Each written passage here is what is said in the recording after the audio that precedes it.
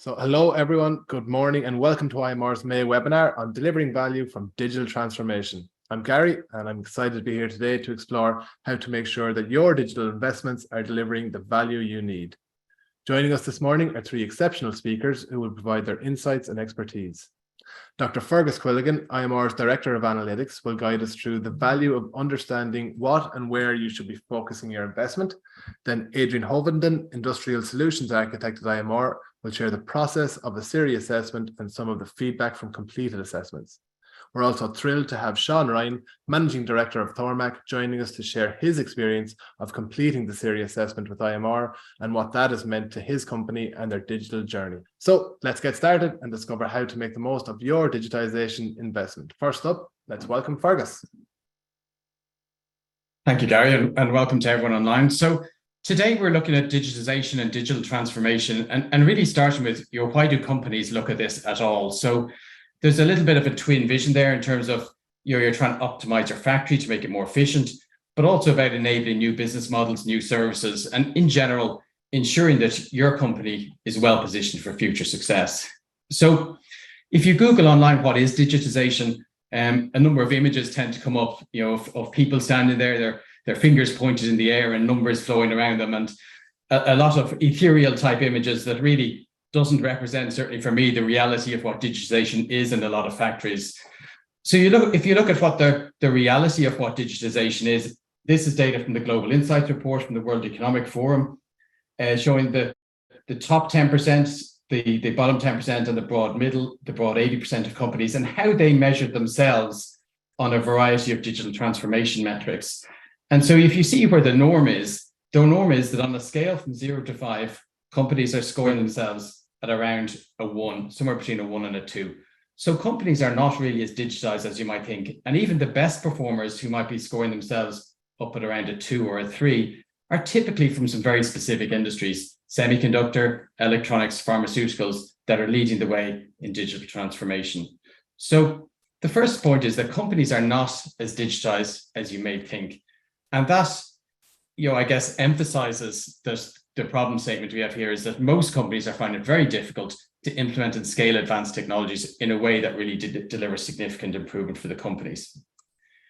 And so how do you understand where the value is for your company? So this requires some analysis. It's very different by sector and by company. And I would say there's no magic answer there either. So if I take my own background, I'm from semiconductor typically. Semiconductor, there's very expensive factories, there's very tightly controlled processes that produce a lot of data, there's a very high value parts being manufactured in very high volume. So data analysis kind of grew out of the quality area there because that made a lot of sense. If you look at areas like medical devices, they have maybe erratic demand, poor visibility into that demand, they're very complicated logistics. So that means that data analytics in medical device often grew from the supply chain area. So if you look at where data analytics has evolved organically, it varies significantly based on where the value is. So the first step for you as a company is that business analysis to understand where your value proposition is. And it's not an easy thing to do, but the good news is that there are global frameworks and there are tools available to help you with this. And we certainly use one which we like called the Smart Industry Readiness Index, or SIRI, that helps companies identify those high value application areas to get impact from what you're trying to do with digitization. And really, a key part of this is about prioritization. So all companies, big or small, have very limited resources for improvement activities. So really what you're trying to find is, of all those 1,000 things that you could do, what are the 3 or 4 that you should do? And most importantly, what's maybe the one you should start with to get you going and identify the right area to start with? So what I'm going to talk about today is really about the principles on which you can prioritize your digital transformation activities. And there's 4 principles within that we're going to talk about: is understanding your current state, is to understand the financial implications of what you're trying to do, understand your business objectives and how they get influenced by what you're trying to do, as well as benchmarking and references to the broader community. So I'm going to start just talking about understanding your current levels of maturity. So if we look at why many projects fail or don't deliver what people think they will, there's multiple reasons for that. There are some technological reasons, but there's many reasons also to do with data quality, to do with skills, to do with maybe the expectations within the company or the culture of the company. So there's the question out there is that how can a company know what's the kind of solution that will or will not be a fit for their company? And really the question is you have a certain type of company with a certain type of data, you're trying to fix a certain type of problem with a certain skill set that you have and a certain culture that will keep that going into the future. And that will point you to a certain type of solution. And as much as it is great to see and learn from what other companies have done, that might not be the same solution as your neighbor because you've got a different set of cultures, a different set of skills within your organization. So where we see examples that companies might be have a problem with getting going on this is often in SMEs we see solutions that are very dependent on a single individual, where if the individual moves, the solution tends to fail. We often see implementation of systems which are not supported by a company culture, or that it's not sold well to the people in the organization who then are not supportive of its implementation. And also starting on a digitization journey without having good lean processes. And this is one we see a lot where companies start talking about digitization, start talking about automation. But if you're just going to automate in badness, that's not really a great idea. You need to start with having good processes as well. So the first point is about understanding your current maturity state, so you can understand what is a good solution for you. And there are many tools out there that do that for you. The one within SIRI we particularly like because it does focus not just on technology. So it focuses on your processes.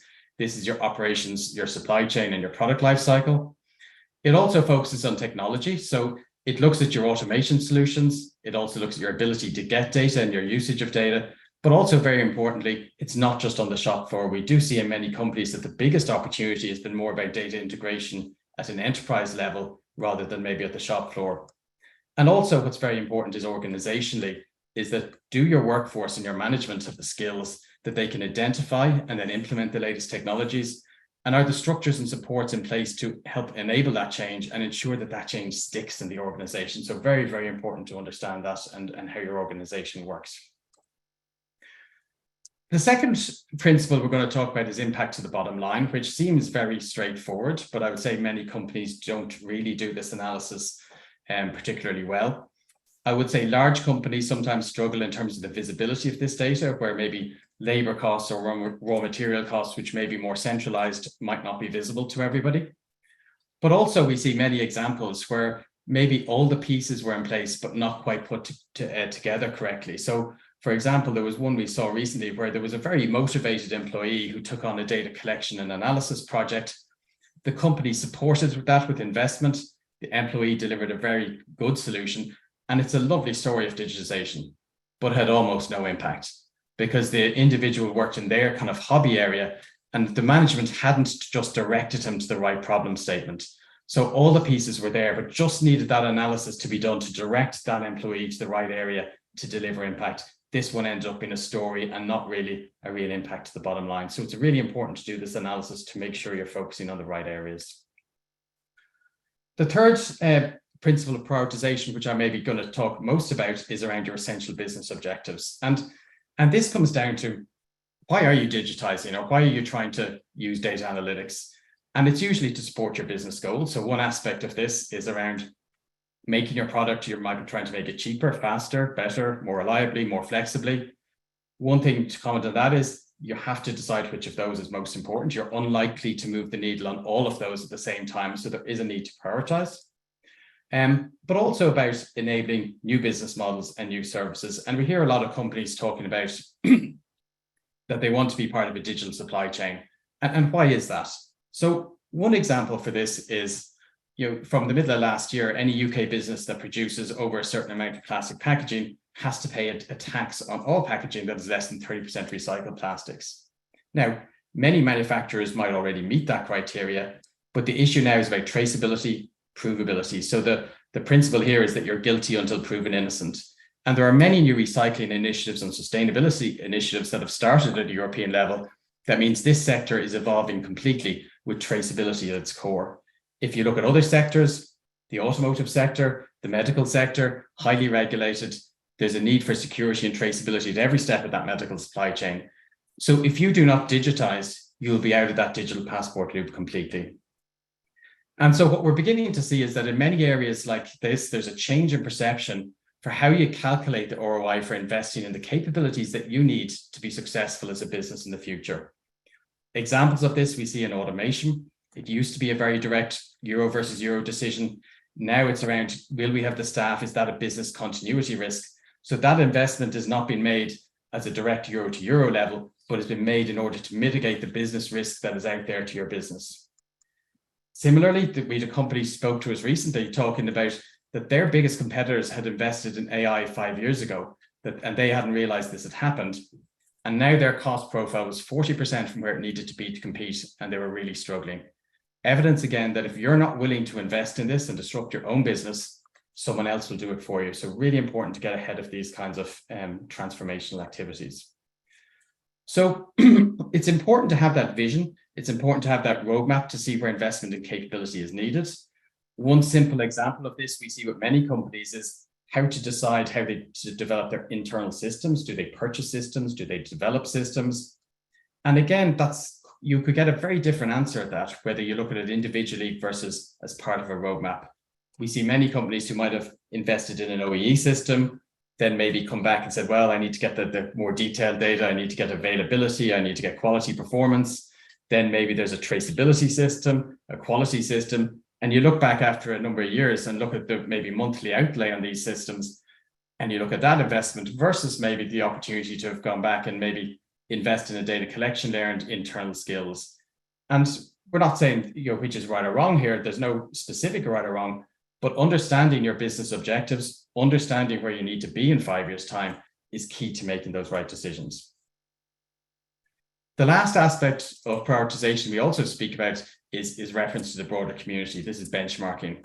It is really important to do a gap analysis. It's very important to understand where you're doing well, where you're not doing so well. And certainly there's tools out there like SIRI that can very much help you with that. So where do we see companies miscalculate a lot? So the first one, like I said, there's having a vision, having a roadmap is key for transformation. Some of those investments and capabilities are very difficult to justify on an individual basis unless that vision and roadmap is in place. Secondly, we would say people and processes are key. Digital tools are what support the new ideas, the new processes that create transformation that come from the people. It is a change management process. Your people and processes are really key. And the last thing on this, I would say, is the cost versus opportunity. It's not just about cost versus cost for ROI. There's no point in saving a sum of money today to find you've missed out on 70% of the market tomorrow. That's not a clever business decision. So in Ireland, where do we see the biggest opportunities and barriers? So the biggest opportunity that we've seen in the assessments we've done is in internal operations processes, is in vertical integration. So it's really about how do you get better business decisions? Do you have the right information at the right time in the right place to drive your performance? And if you look at Irish performance versus global performance, we are slightly behind the globe actually in automation at a shop floor and at an enterprise level. Also then in terms of intelligence, are you visualizing the data? Are you using the data to highlight issues? Are you using the data to optimize what you're doing? Again, we're a little behind the global average for this. And again, it's not all about getting more and more data. It is all about using the data you have as well. You don't get value for your data until you use it. And lastly, about skills. Irish company leadership actually scores very, very well compared to the globe. But there is a combination of skills that's needed to deliver across the value chain. It's difficult to find. It's not just a data scientist. It is about you've data management aspects, you've data visualization, modeling, but also probably most importantly is the business skills that lead that analytics transformation, ensure that the right business problems are being targeted with the right approaches. There's other skill sets there than just a data scientist. And when you put all that together, what does success look like? So we ourselves have seen very significant benefits. We've seen 40% setup reductions from intelligent scheduling, 30% OEE improvements from exposing machine data, 60% reduction in manual assembly related quality issues. So very, very impactful results there. And if you look on the graph there from World Economic Forum data, that also shows many high impact initiatives, but also a lot of lower impact ones as well. So these elements of prioritization that I just spoke about are here to help you identify what are those really transformational opportunities that do get that really high impact. And so what I'm going to do now is I'm going to hand over to Adrian, who's going to talk you through the process of how you would do this. Adrian. Thank you, Fergus. Where we start with an onboarding Teams call about 2-3 weeks in advance of the assessment itself. And that's to plan and prepare for the workshop and the evaluation. We do that with the key sponsor of the SIRI assessment and ensuring that they give enough time to get the right people in the room. When we talk about in the room, it's for the evaluation process, which is a two-day workshop with senior executives on site from a cross-functional team, right from operations, engineering, finance, IT, HR, because everyone has a say in digitization. It's not just the shop floor, as Fergus mentioned, it covers enterprise, but also your people and your resources around L&D as well. So these sessions are actually interactive.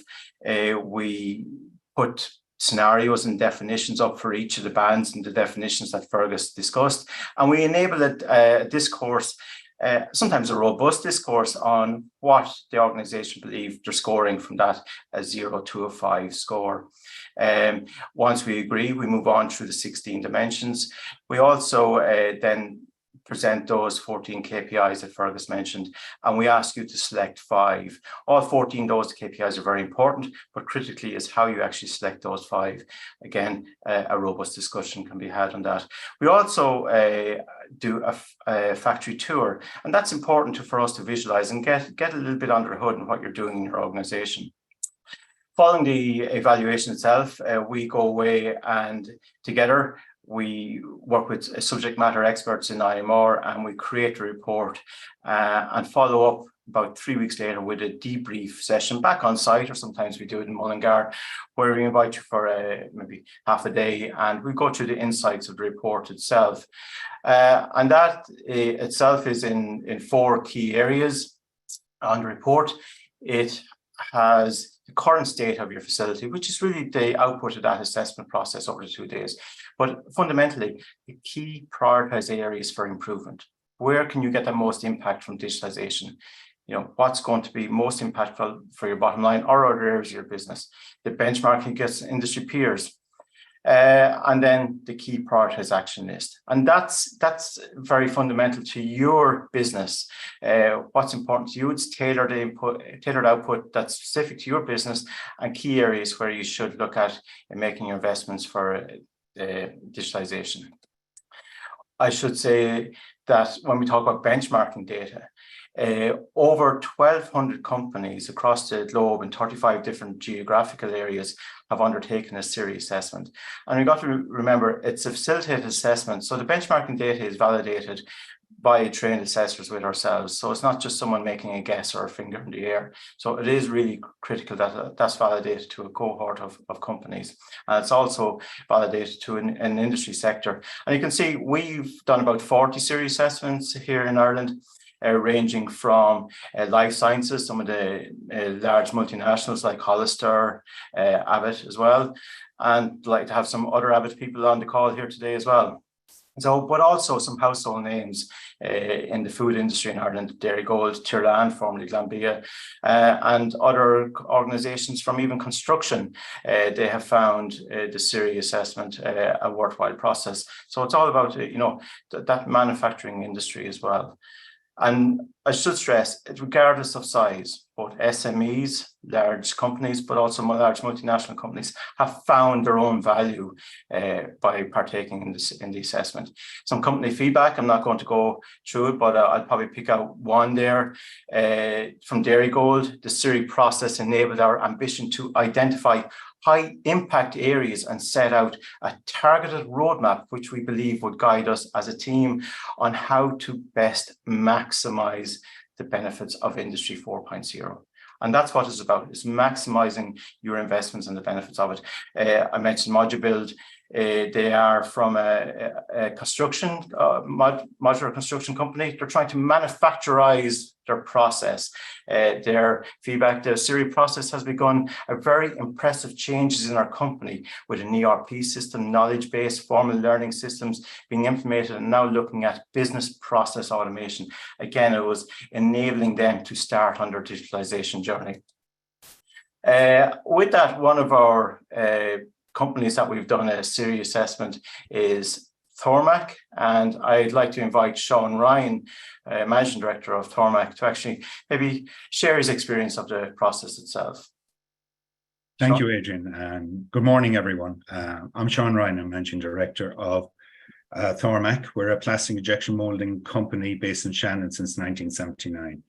To give you some context of where we were when we did the SIRI assessment, we did an MBO in 2015, and we did the usual things that people would do then. We did a business plan and all that goes with it, strategy and whatnot. And then when COVID hit, we were probably due a renewal, and we did do a business plan and a new strategy based on the changes in the marketplace. However, while we did it, it was kind of difficult for us at the time. My business partner, Maurice McLernan, actually wasn't on site in Shannon for 18 months. So by the time October 21 came around, when we did the SIRI assessment, it was actually the first time the whole management team were actually in a room together. The best part I felt about the assessment was not only that we were in person, but we had subject matter experts there who actually challenged the business plan and strategy that we had put in place for the company. And they forced us to reflect and justify the decisions that we'd made. And I found that a hugely positive process. And Sean, do you believe digital transformation is important to Thormac? It's hugely important, Adrian. Basically, to me, digital transformation is all about competitiveness and maintaining competitiveness. And if we don't do it, we're not going to be at the races. As simple as that. Looking to our customers are expecting it. Simple things like exchange of information. If we don't do it, we're not going to maintain the relationship that we currently have with our customers or attract new customers. Okay. And did you have any concerns about bringing in some external people like myself and Fergus, just to really look under the hood at Thormac and see what you do? So, Adrian, there's always concerns when you're bringing in consultants. I suppose it happens on two fronts. First of all, is we can't be naive. Do people discuss our business and our business strategy with other people? And I suppose the second one is competence. That wasn't a concern for us with IMR. We've been members for a long time. We have a good relationship with IMR. It wasn't the first project that we would have partaken in with IMR. And while we had met Fergus or yourself, Adrian, before, there was no concerns. Certainly when we spoke about it as a management team, we were very comfortable with working with IMR on this assessment. Perfect, Sean. And I'm just going to bring back in Gary and hear if there's any questions from the floor or from other people we have. Yeah, thanks very much, Adrian. Geez, Sean, you must have had some sort of concerns when you saw the look of Adrian and Fergus. Maybe just slight concerns. And yeah, we've got Fergus back in with us now. So I'm going to get to a couple of the questions that have come in. And if you have any more questions to any of the attendees, you can use the question and answers function or the chat function. For Fergus, how does the company know when and where to start on their digital transformation journey? Well, I think the where to start is probably exactly what SIRI is about, right? So the when to start, I would start with that. I mean, there's obviously particular challenges right now in the marketplace. I mean, I think from a costs point of view, there's energy costs, raw materials costs have gone through the roof in recent years. So there's certainly serious challenges there for companies.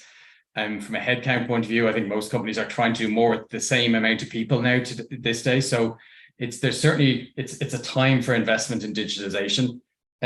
Also from an opportunity side, I would say, there's a lot of technologies out there that are being developed at a very, very fast rate that, companies can now maybe access and take advantage of. So even aspects, you see people talking a lot about ChatGPT in the last, number of months, can that do anything for you as a company? And to understand, can it not? What would the problems be? But to even look at those kind of technologies and understand what can and can't be used.